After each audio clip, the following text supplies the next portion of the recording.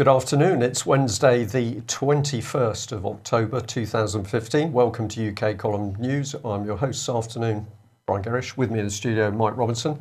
And we're going to be joined by live video linked by Mark Anderson from American Free Press. But as always, a few comments on the weather. Not looking so good at the moment. We've got rain in southeast London, overcast in Pembrokeshire, and just a bit grey in Plymouth. Well, let's ask Mark, what is the weather doing in your location?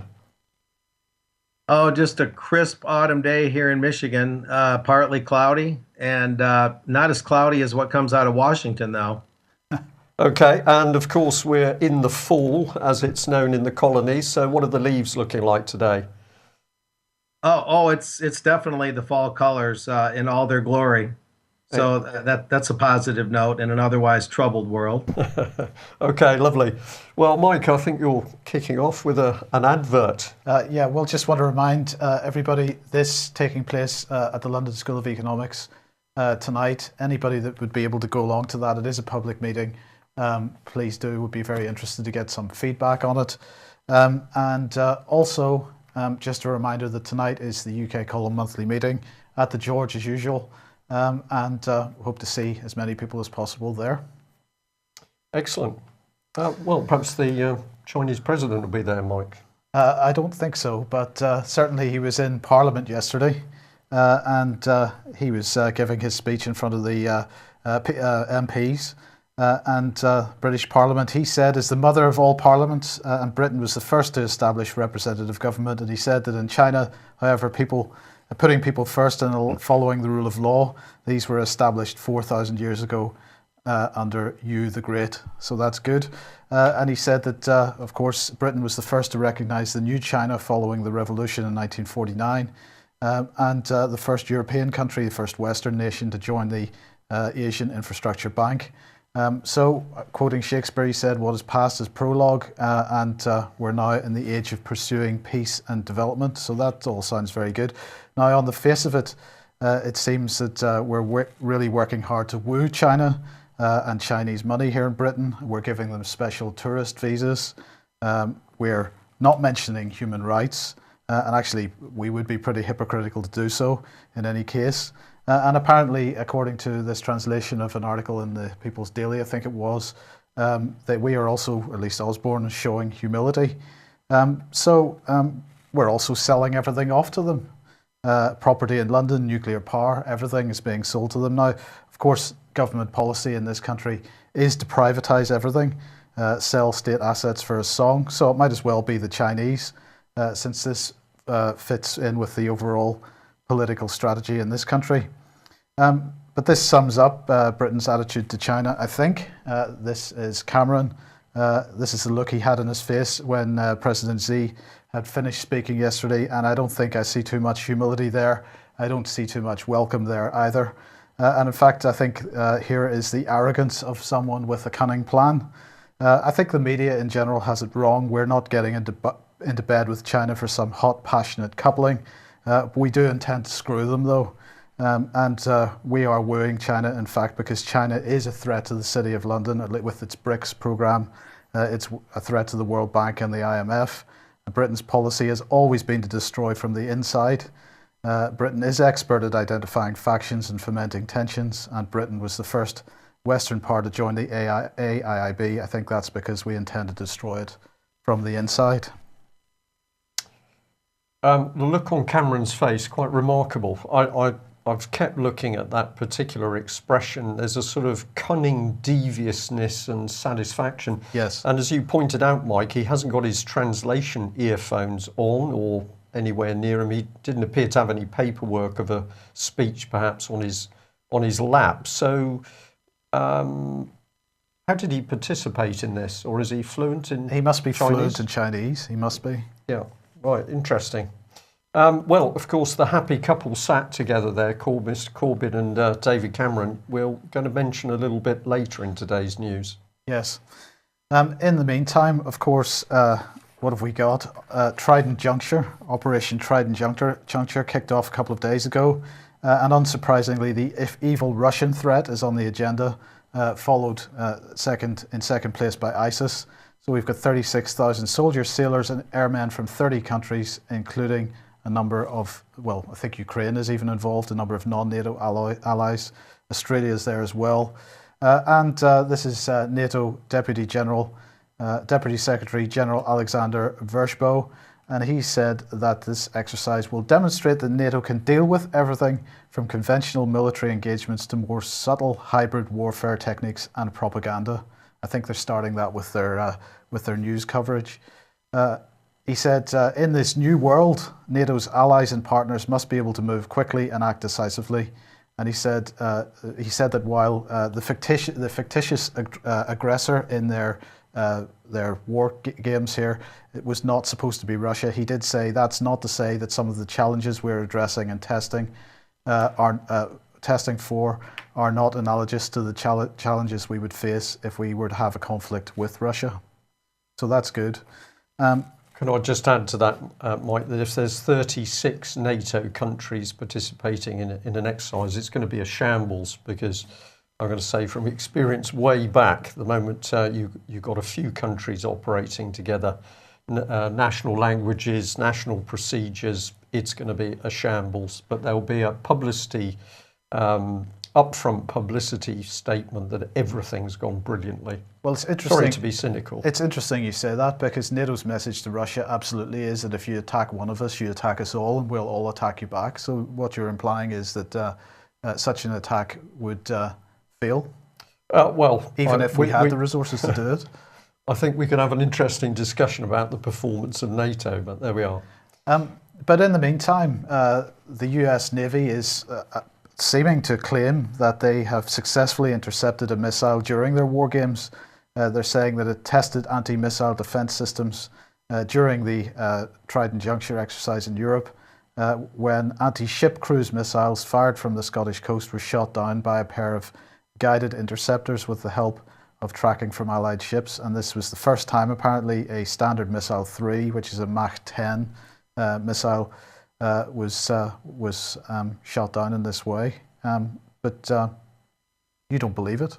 I'm afraid I don't know. There's just something about the timing of this. It pops up after we're clearly seeing US and NATO shuddering at the Russian performance in Syria. And of course, we've had the Russian military unveiling some phenomenal military capability. We've got American generals stating in the paper that they've been caught totally off guard by Russian performance. I was quite astounded at what I can't remember the general's name, but it was in the press over the last couple of days, and he said we did not have the intelligence coming in. We don't have the Russian speakers. We have been caught off guard, and now a few days later, well, there's no problem because we've shut it down. Do not believe it. Have you any thoughts on this, Mark, before we move on? Well, nothing in depth except to say that it would be not unlike the U.S. Navy to trump up some capabilities that either it doesn't have or it has in an only touch and go kind of fashion. A lot of this is just flexing muscle, and you really don't know what's real and what's not. Brian is right to have some doubts about this. I mean, what's the public perception of what Putin has done in Syria, then? It's a very mixed bag. If people are believing the news media, they think Putin is a villain or a would-be villain. If they're, in tandem or in line with the government thinking, if they think outside the box a little bit, Putin is either regarded as a mystery or something of a unlikely hero or improbable hero, in that he's calling out the U.S. and saying, ISIS is not difficult to knock out. After all, you're backing them, so you're protecting them. We can send our Russian planes in and knock out ISIS in a New York minute, no problem. So, it's slowly leaking in or seeping into the consciousness here that Putin is not altogether bad, but you have this, sizable part of the population that still wants to believe the government party line. Yeah, well, we'll come on to that a bit more in a moment, I'm sure. Right, now, I think this is one of those opportunities that we get to say, I told you so, because the Daily Express front page this morning, new call to slash pension payouts. Millions face threat to retirement income after calls to slash payment payouts. An authoritative think tank report called for the abolition of the so-called triple lock, which guarantees pension rises. The lock means state pensions go up by either inflation, earnings growth, or 2.5%, whichever is the highest. But it's costing taxpayers £6 billion a year and needs to end, said the Institute for Fiscal Studies. Now, I've been warning about this for several years, I think, and I'm not going to show it again today, but let's remember that state and public pensions in this country are a Ponzi scheme. The black hole, because taxpayers pay pensions as we go, the black hole of money owed for current liabilities is around £5 trillion. And that is simply unpayable. So as this article suggests, they're expecting pension age to rise to 69 by the 2040s. I probably expect that to start going up sooner than that. But already we're seeing calls to reduce the amount of money paid out in the state pension. But it's not just the state pension that is in trouble, because as Investment Research Dynamics website here reports, the IMF fears underfunded pension funds, this is private pension funds, could be encouraged to chase returns through riskier investments such as such as direct credit exposure, or by engaging in securities lending in order to improve their funding ratios. And basically what they're saying is that pension funds, private pension funds, never mind the public and state pension funds, are collectively insolvent, and basically asset managers running these funds have refused to fund them properly. They expect a certain percentage annual return, but that isn't going to happen. They're basically bankrupt, and this is something we've been saying for a long time, that pensions are not going to pay out in the not very distant future. Yeah, before we bring Mark back in, Mike, I just wanted to say that we had some very interesting information come into the office the other day, and that is the Department for Work and Pensions has now been paying out thousands of pounds for leadership training of its top executives. And what's interesting about this is they're using specialists to train DWP people, not in sorting out pension crisis, but becoming leaders. And the specialists they're using are connected to the Windsor Leadership Trust, which of course is a very common purpose like organisation for the great and the good. So if we're wondering why we've got a situation where people are saying they're going into job centres, they're having benefits cut, and there's a sort of vicious arrogance as this is being done, perhaps the answer is because we've now got leadership training coming into the DWP. We will show you the evidence for that over the coming days.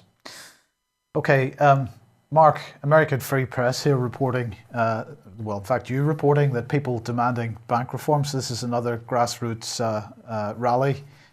What's happening here? This was recent, right around the time that the Pope was in Washington, and I went to Reading, Pennsylvania, a rather depressed town economically for sure. And Mickey Paletta of Americans for Banking Reform, the former Citizens Reform Center there in eastern Pennsylvania, helped sponsor this rally. There were, several hundred people there, and the idea of it was to protest the basic fraud and corruption inherent in the way banks operate, and to point out that the protesters feel that the courts are complicit in this corruption. Well, that's an interesting point, because our guest yesterday, Guy Taylor, was making exactly that point, that the courts, in fact, the courts have to be complicit in this, don't they? Because as soon as they make a judgment against the financial system, the whole house of cards is going to come down. That's correct. It's very, very fragile for them, very vulnerable. And this kind of agitation that I covered there in Pennsylvania targets that vulnerability to expose what happened when a bank makes a loan. Just to give you a quick taste of it, when a bank makes a loan, they don't loan their own money or their own profits, and they don't loan their depositors money either. They create the money through data entry out of thin air, but that's not so much the problem as that they attach interest to it, and in most loans, collateral, meaning they have a claim or a lien on your land, but they take no financial risk when they make that lien or collateral on your land or property. So the fraud is very evident. And what these protesters and the leaders of the protest are pointing out is that the more knowledge and awareness and agitation there is, the more that the fraud will be exposed, and then the banking system will be exposed for all to see, and then maybe some changes could happen. And is this type of action something which is happening across the country? Sporadically, yeah. I mean, certainly there could be more, but lately, especially when you have all this activity, especially what's happened in Iceland over the last few years, the parliament wanting to make the monetary system a little bit more citizen friendly, some bankers going to jail. You've got things like the Swiss basic income vote that's probably going to be on the ballot. You've got a variety of things, scrip and local currencies taking root in the United States and Canada. There's just a lot of percolating from the bottom up, not the top down, to get a more free flowing liquidity in the economy and free it up so people can function and not always have to borrow money as debt, and to move forward in their lives. Now, you were in Canada recently, is that correct? Yes. So what was going on? That's known as the annual, or maybe there's two a year, but at least one a year of the Social Credit Conference. And what that is a particular kind of monetary reform that I've been studying for a few years.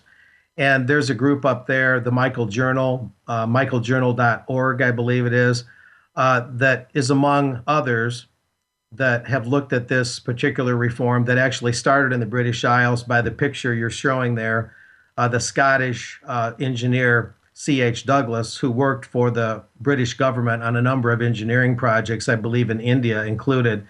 And throughout the Dominions, Canada, New Zealand, and whatnot, Australia, this was a hot topic in the 1920s, 30s, 40s.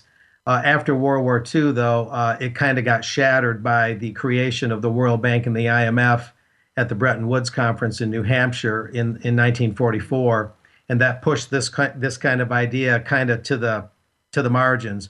But social credit, among other ideas, are making something of a comeback because of what I'm talking about.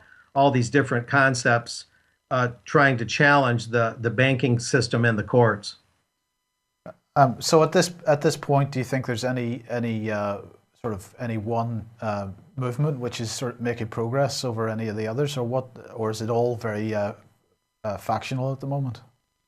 Right now, the hard facts are it's factional.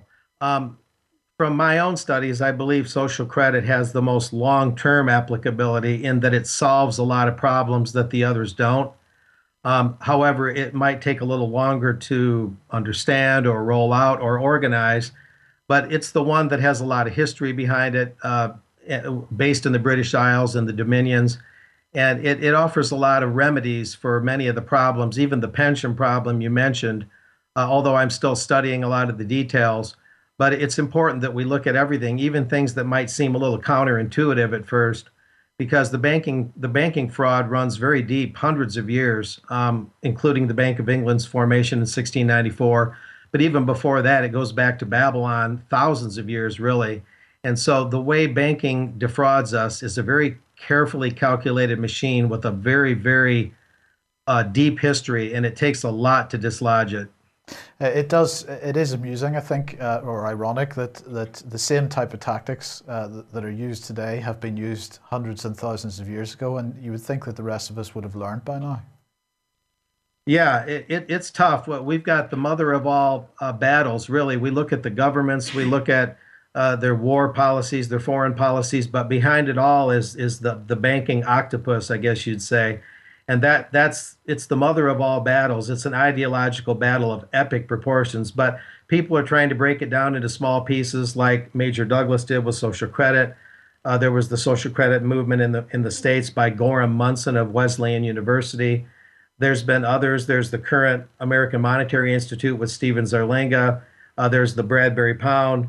But all of these point towards a lot of similar goals, and that is to make money not an instrument of debt, but to create money interest-free and debt-free, because you'll never get out of debt as long as money is created as debt.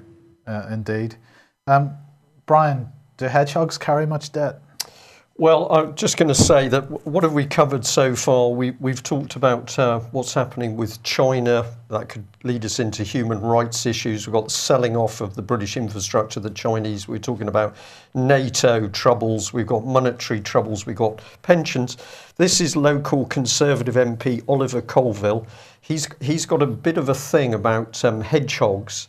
So we're just going to say, never mind all the things happening, the NHS, the collapse of the armed forces, child abuse, banking, destruction of the police, poverty, failure of justice, mediatisation and EU treason. This man has got a fixation on hedgehogs. Now, I'm pretty sympathetic to hedgehogs because I think they get a raw deal, particularly on the lack of road crossings provided for them. But this man is ignoring the real world, and it's like he's gone into a bunker. Is it a fetish? It could be, but I think we've had people going to the Conservative conference and saying that basically it was as though the Conservative MPs were divorced from reality. They were in the bunker. There was cognitive dissonance.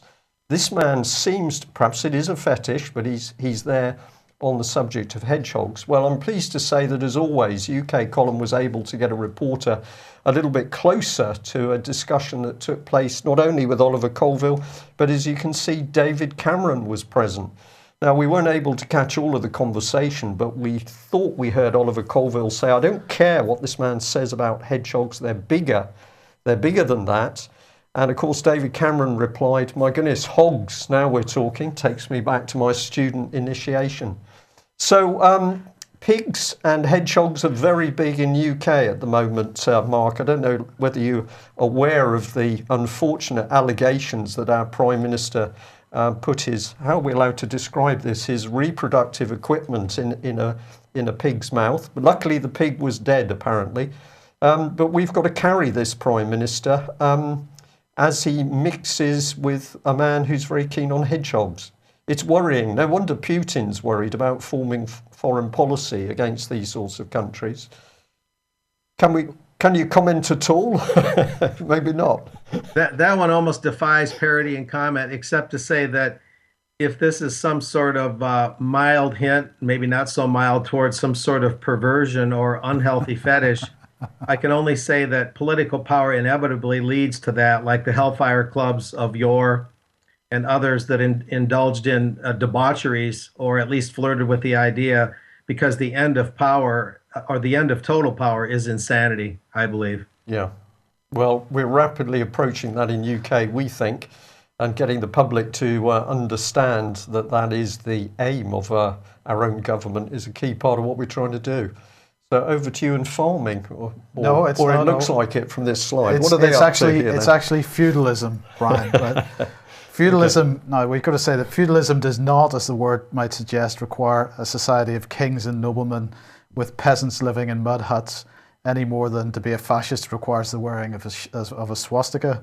But instead, a feudal society is one, we might describe it as one where 95% of the population is treated like ill-fed, poorly educated pigs, where there is no hope of a better life for the next generation, and where the top 5% live as an oligarchy, feeding off the rest via their corporations, supported by their unelected puppet masters such as think tanks and NGOs, and they manage the so-called elected representatives. Now, going back a few years, one of the key authors of the Lisbon Treaty was this man, Giuliano Amato. He was president of Italy at one point. And in an interview with Barbara Spinelli, which was printed in the Italian daily newspaper La Stampa on the 13th of July 2000, Amato explained his vision of the future. He said, frankly, I do not want a continental Europe only, without the immense patrimony of England and of the Scandinavians linked to England, nor would I like to lose Spain, which is sceptical of the vanguard. To have England among us would not be bad. In many ways, London is already where we would like it to be. It would not be bad if England, with its experience of economic reforms, were present in the Council of States belonging to the Euro. Therefore, I prefer to go slowly, to crumble little by little pieces of sovereignty, avoiding sudden shifts from national to federal powers. I do not believe in a federal sovereign because our globalized universe is post-Hobbesian. And Spinelli said, the world you describe seems to be pre-Hobbesian. It seems to precede the nation state. And he said, well, why not go back to the pre-Hobbes? Why not go back to the period before Hobbes? He said, the Middle Ages had a much richer humanity, a diversity of identity which today can be a model. The Middle Ages is beautiful. It can have its policy-making centres without relying entirely on anyone. It's beyond the bounds of the nation state. Today, as then, nomads are reappearing in our societies. Today also we have powers without territories. Without sovereignties, we will not have totalitarianism. He said democracy does not need a sovereign. So behind the idea of the Lisbon Treaty, and he must have agreed with it, is first a return to a Middle Ages style feudalism, characterised for the vast majority with an absence of human rights, justice, short life expectancies, rampaging war and disease. This was the Middle Ages in many cases. And to consider that beautiful perhaps might be described as insane. Now, another characteristic of the Middle Ages was the city-state, and this is the second front in the destruction of the nation-state. All the while we're fretting over Scottish independence and so on. In the meantime, they're pushing this agenda of the city-state. Now, the modern drive to re-establish the city-state began in April 2006 with the first transatlantic conference of mayors held in Lyon in France. Opening the conference, Denver Mayor at the time, Wellington E. Webb, said, if there is one theme I'd like to impact during this session, it is the 19th century was the century of empires, the 20th century was the century of nation states, and the 21st century will be a century of cities. So just as the Lisbon Treaty moved power from sovereign nation governments to an unelected dictatorship, the city-state takes power via devolution. In combination, we leave the nation with no power of self-determination, because in the end, the city-state will only exist to implement the policies handed down by the unelected dictatorship through think tanks and NGOs. The policy architecture represents the goal of a centrally managed global fascist dictatorship. The key elements are being put in place slowly but surely. So as the Cities and Local Government Devolution Bill 2015 reaches the committee stage today, I would suggest we all ask ourselves, who is driving this policy of devolution in city-states and what's their motivation? Is David Cameron being honest and truthful when he implies that it was his big idea? I don't think so. I don't think he's capable of telling the truth, actually, Mike. Indeed. That's it. Well, Mark, what's going on in the States at the moment? John Boehner, what's his name? He doesn't seem to be in such a happy place at the moment, the Speaker of the House of Representatives. Well, yeah, I don't know that he's unhappy. He's certainly a little insecure. The untold story is House Resolution 385. Before all this talk of Boehner stepping down as Speaker of the House, he's an Ohio Republican, and he's very much an establishment Republican, meaning pro-war, pro-banks, pro-corporation. And before all this talk that the Pope came here and maybe Boehner had a change of conscience and he's going to decide to step down as Speaker, there was a bill by the backbenchers, House Resolution 385, like mentioned, that declared the Speaker of the House seat vacant. But what they meant was it's a bill of no confidence in Boehner himself. And Mark Meadows, a North Carolina Republican, and Justin Amash, another backbencher out of here in Michigan, a Republican, they put forth this bill, among others, basically saying John Boehner is blocking everything we do. We backbenchers in British vernacular have no chance to be heard. He's only working for the establishment, pro-war, pro-corporation Republicans. So Boehner was really having a big fracture within his own party that preceded all this other talk about him stepping down. That's the story behind the scenes. There's basically a revolt within the GOP, to put it simply.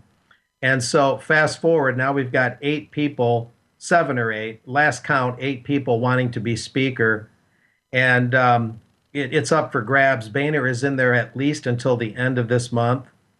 And so he still hasn't stepped down. And, by the time October winds up, he might go, being Speaker isn't so bad. After all, you never know. So we'll see if the revolt within the GOP and Boehner's announced plans actually come to fruition and one of these 8 candidates gets in there. And some of the candidates that want to be in there are more backbencher types, more rebel Republicans, but many are more establishmentarians that would do basically the same thing as Boehner. So for the British audience, because we don't really necessarily know how Congress works entirely, but in the UK in Parliament, the Speaker has a role as chairman, effectively, of the debates, and he's there to maintain the rules of the debates and of Parliament. Does the Speaker in the House of Representatives have a greater role than that? Yeah, he does. He has a very similar role, and of course, he's third in line. If the president were to become killed or incapacitated, and the vice president killed or incapacitated, then the Speaker of the House becomes President of the United States under the Constitution. So in that case, you could actually end up with a president who was of an unelected party, even. Yeah, you would have an appointed president if the president and vice president were killed or incapacitated. Then the Speaker would be president. Unelected. It would just be a succession kind of thing in case of an emergency or something like that. But yeah, he makes up the rules. The Speaker has a lot of clout over who gets very choice committee positions, chairmanships of committees and subcommittees. So the whole mechanism in the House of Representatives falls on the Speaker. And if he's against a certain faction within his own party, he can keep that faction subdued, so they can't put forth anti-war bills, so they can't put forth bills to close down some of our military bases in the United States empire, or anything that they would find objectionable. So that's how the establishment GOP keeps the lid on things for the big lobbyists and the big bankers and the big corporations, right, through a speaker like Boehner, a yes man. Okay. Now, the other area that you wanted to cover, Mark, was Donald Trump, and we've got two articles here. One from American Free Press asking, is Trump a populist or a pro-Zionist spoiler? And the other one from Rush Limbaugh saying why Trump is clobbering establishment GOP. What's your take on what this man's doing at the moment?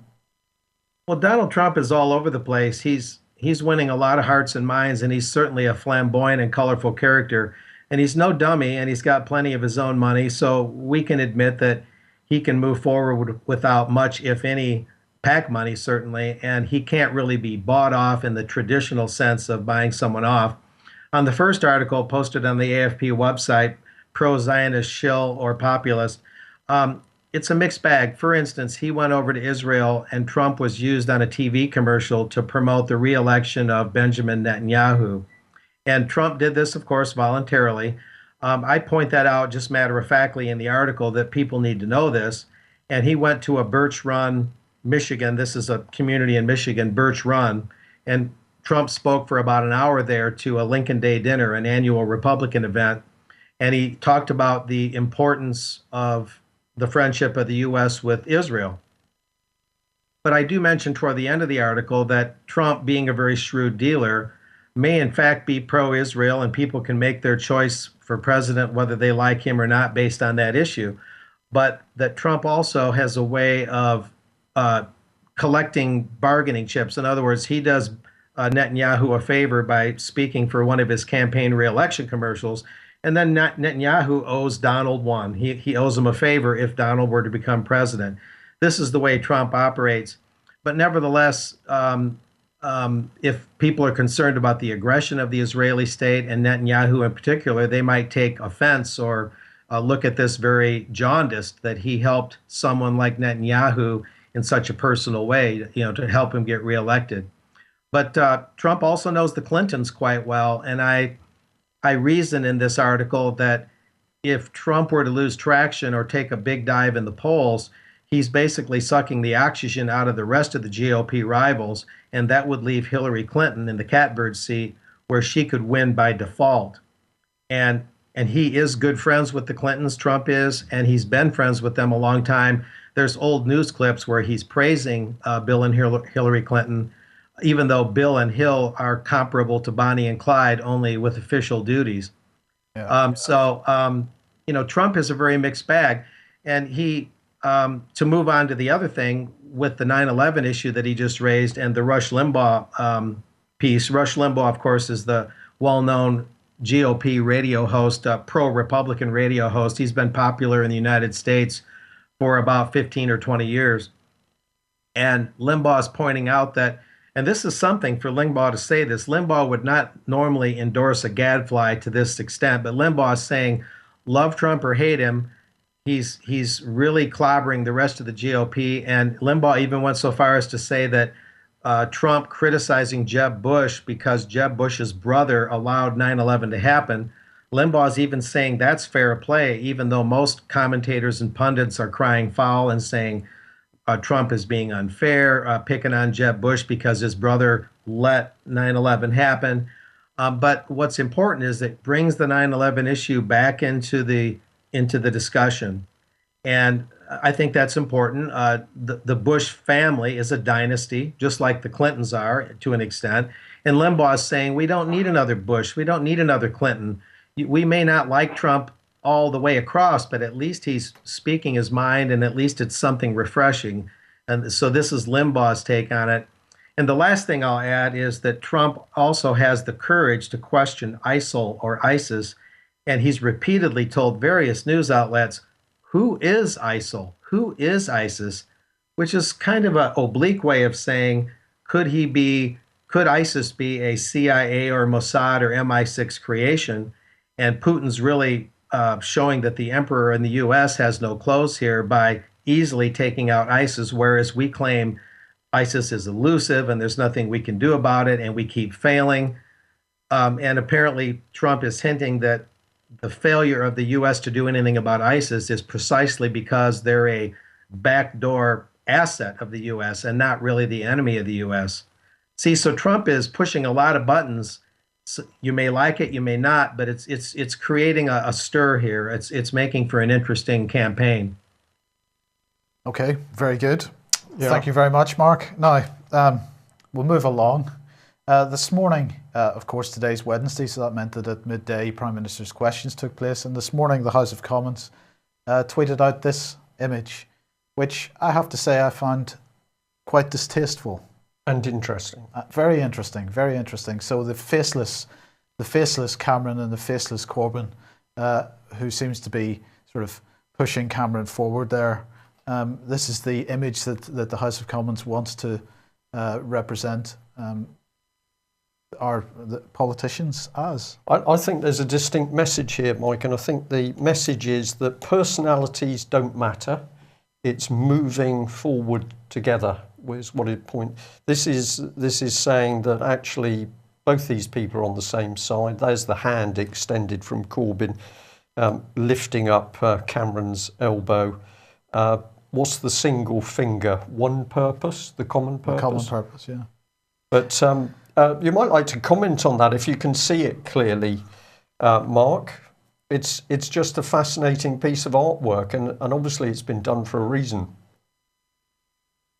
Never having seen this before, I don't have anything sterling to say about it, except that I concur with your observation, Brian, that it suggests the faceless state, the faceless bureaucrat. It suggests kind of a lack of soul and a kind of hard-edged march forward, with partnerships that are automatic and really just kind of the faceless state without a soul will do what it will, and personalities and humanity don't really matter. It has sort of a dehumanizing effect. And that's my initial take. There could be other interpretations. I think I agree with that. But if anybody has any further comments they'd like to make about it, please get in touch with us, because I'm fascinated by it. Yeah, well, that brings us nicely into what does appear on television, and we're going to come on to the subject of the BBC. So let's bring in this UK column article going back to July 2014, talking about the BBC charity Media Action and the article Subversion from Broadcasting House to Kazakhstan. Now, we're going to bring this up in front of people again because we're seeing some very, very dirty, devious stuff going on from the BBC, which was all created around this article. So we've got BBC News, BBC Trending, and this is a very, very emotive story about a little boy who's dying, and he says basically, please don't bury me, to the doctors as they're trying to treat him. So the BBC gets up a warning, always good to make people look at it. This article contains a distressing image. The video shows 6-year-old Fareed Shawki pleading in a soft voice to doctors, don't bury me, as tears stream down his face. And then they have the image, so here it is. And this little boy later dies, according to the BBC. A few days later, he's died of his wounds, which I think were from shrapnel. And then the article produces this: confused about Yemen, want to know more, check out this interactive explainer. And you can link through to a couple of things. You get to this one, here we are, BBC trending, my country's a mess and no one understands. They're not actually talking about UK here, this is talking about Yemen. And then in comes the good-looking lady, here she is. And this is the start of the most incredible interactive video, which I'd encourage all of our viewers and listeners to go and see, because it is disgustingly horrible, I think is my best description, in its childish cartoon presentation, but with virtually no factual information being presented as if it is all factual. So we just got a couple of stills from the video.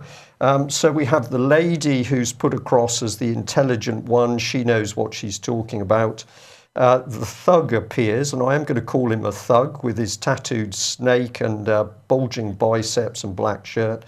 He comes on and he says, well, I'm not thick, but no, I don't know about Yemen. And then you can work your way through this video, and at specific times, in amongst the dreadful cartoon presentation, you can click on yet more little BBC video clips to apparently learn what is really happening in Yemen. It is so outrageous, it's designed for very, very childish minds. BBC propaganda at its absolute worst, Mike. Yeah. Key to it is, of course, that the BBC goes back and it says, well, we had an Arab Spring, then we had trouble with an uprising against the president who'd been in post for 33 years in Yemen, and then we've ended up with a sort of civil war between one group and the Houthi, and they make great effort in getting you to pronounce this word properly. In the BBC video, they keep coming up with this word, going back, reinforcing it. What they never do is actually talk about Saudi Arabia attacking Yemen. This is another news clip where, if you go into this, the BBC is actually promoting the Saudi cause, a military action against Yemen. So I'm just wondering whether the BBC video, interactive video on Yemen, had a little bit of money coming in from Saudi Arabia. Well, let's go to Media Action, because of course Media Action boasts of being independent of the BBC, but it says it's transforming lives through media around the world. Why am I bringing them up? Because this organisation has also been operating in Yemen. Let's have a look at what they've been doing. This is the start of big activity in 2011, when all the troubles were on, that BBC Media Action started to put drama out in Egypt. And it says social drama is highly influential in the Arab world. Research shows that Egyptians watch on average 4 hours a day of television, with drama at the centre of their viewing schedule. Importantly, Egyptians look to social drama for inspiration to resolve problems and dilemmas in their daily lives. They can also see things which are normally considered taboo. So here's the BBC doing its best to get into a society and imprint BBC values. And here they are, challenging attitudes and behaviour in the Arab world. If you're listening to us today and you are a member of the Arab world, well, then the BBC wants to change your attitudes and behaviours. And down at the bottom, we get it. The project was launched in 2009 in Egypt, Jordan, Lebanon, Syria and Yemen to facilitate community-driven social responsibility. And we're going to say, who is the BBC to impart any kind of social responsibility? It's it's just in your face, Mike, what these people are pushing through. Absolute propaganda arm of the Foreign Office. Well, we'll go through this quickly. I know we're up on the stops for time, but if you go exploring BBC Media Action, you come up with this charity very quickly. Bright Future. Sounds nice, doesn't it? Let's have a look at the trustees. Well, we've got a Mr. Patel here. He's very big in all sorts of things, particularly banking industry. He's just been everywhere. There's the Windsor Leadership Trust that we mentioned earlier at the top of the list. And sorry, down at the bottom, it was saying that he was involved with BBC Media Action as well. So if I do this very, very quickly, they say they're independent. Where does the money come from? Well, overwhelmingly, you're talking British government, EU and UN money, including the US State Department there, top right, US aid. So this is not a charity. This is a globalist government front. And if we have a look at this, BBC Media Action is the BBC's international development charity. It's legally, financially, operationally independent of the BBC. And it says we're independent from the BBC and not funded by the licence fee. Well, no, but the BBC leeches off the licence fee. And then if we just look at this, they claim they're independent. What does it say here? They want to promote the purpose and work of BBC Media Action across the BBC to encourage collaboration. So they're independent but collaborating. Yeah. It's clear as mud. Then we've got BBC trustees embedded in BBC Media Action, so that's not independent. And then they don't feed off the BBC except where it's the pension pot. Some UK employees, this is Media Action, are members of the BBC pension schemes. And you can have a look at this. This is office facilities given by the BBC to Media Action, obviously has a value. This is an absolute lie that this is an independent charity. And yet what are they doing? They're begging for money. Here's James Harding, Director of News and Current Affairs, BBC. And of course, what is he saying? The great things that the BBC does in the world. This is not independent. No.